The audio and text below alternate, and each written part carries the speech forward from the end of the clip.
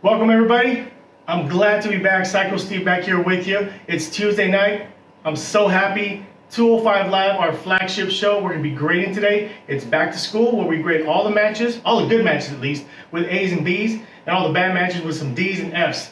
I don't think I've ever given any D's and F's or even C's on 205 Live. That's why I'm so excited. Flagship show. Let's get the show started. Beyond the Shoot.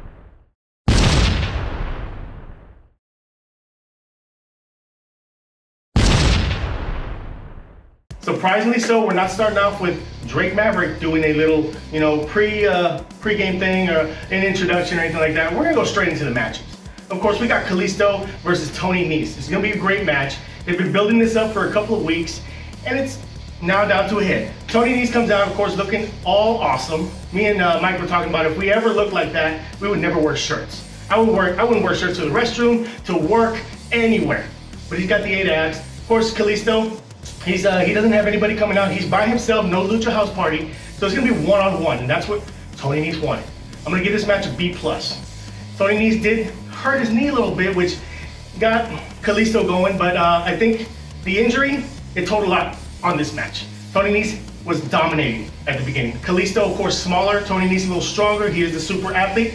But once he tweaked his knee, Kalisto took over. Salina del Sol, 1, 2, 3, he takes the match. But after the match, we see Tony Nese's partner come out, Buddy Murphy. Has a face-off with Kalisto, not letting him leave. Moves this way, moves that way, just barricades him. And of course, he picks him up. He's so strong. He picks him up over his head. He's about to slam him somewhere. Comes Lince Dorado to save the day. Kicks Buddy Murphy in his hamstring, takes him down, and of course, gives him a super kick party. Double super kick to Buddy Murphy's jaw. Down goes Buddy Murphy for a little bit because Buddy Murphy is the juggernaut, so he's gonna get up and he's gonna dominate again. But these guys escape. Like I said, the match is B+. I like the fact that they're continuing the story with the Lucha House Party and these two guys. It's gonna be great. Next, we go backstage for the contract signing for SummerSlam. It's gonna be Cedric Alexander defending against Drew Gulak, who won the Fatal 4-Way last week to become the #1 contender for that title. I don't like contract signings. Never have, never will. We know exactly what's happening, but this one happened backstage, so it wasn't in the ring, a little different. But of course, Drew Gulak wants to put his 2 cents in. Cedric's like, I just want to sign this and get it over with. Let's do it. Cedric signs first. Drew says, I just want to let you know that you've been a great champion, but your time is up. I think you're just showing yourself as like a one-trick pony, and you have all these matches, but who's making 205 Live better every single week? It's us, the workhorses. And then he goes off and says, you are the Brock Lesnar of 205. Oh my God, my mind is blown. I went crazy. I just can't believe they're mentioning Brock Lesnar in 205 Live at all, but I think that was great. I give this a B+. For contract signings, that's a big no-no for me, but B+ for this one. I liked it. Let's move on. All right, we come back to the show. Lio Rush coming out, and we thought he was gonna face Akira Tozawa, but he didn't accept the rematch that Akira was throwing out there. And of course, he comes out with a mic saying, Akira Tozawa, I'm sorry I couldn't give you your rematch, but you're nobody. You're nothing. I'm the man of the hour. You're not the man of the hour. But I'm gonna give a match to somebody who actually deserves it and probably gonna give me a better match than you. Some guy named Ricky Martinez, some bald, pretty buff little Mexican. I mean, I didn't think he weighed 205. He actually looked like he could beat the heck out of Lio Rush. But of course, Lio Rush goes in. It's a pretty quick squash match. Ricky Martinez had a couple of, early offensive moves, but that was about it. Lio Rush, of course, he's the quickest guy in WWE right now.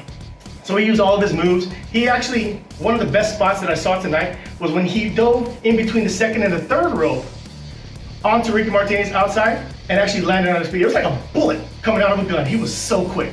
But of course he uses what he calls now the final hour, and that's his awesome frog splash off the top rope. 1, 2, 3, he gets the win. I'm gonna give this squash match, which lasted about 4 minutes maybe, a B+.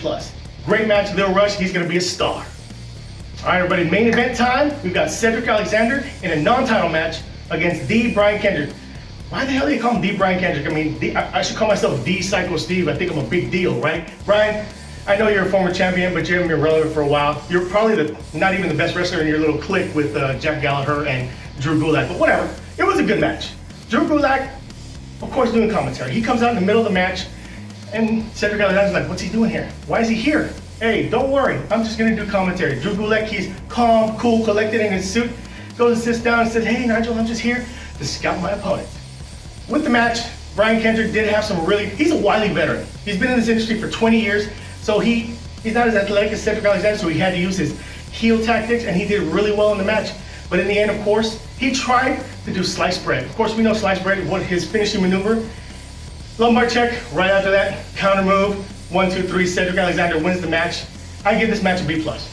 Another B+. This show has been a B+ machine so far.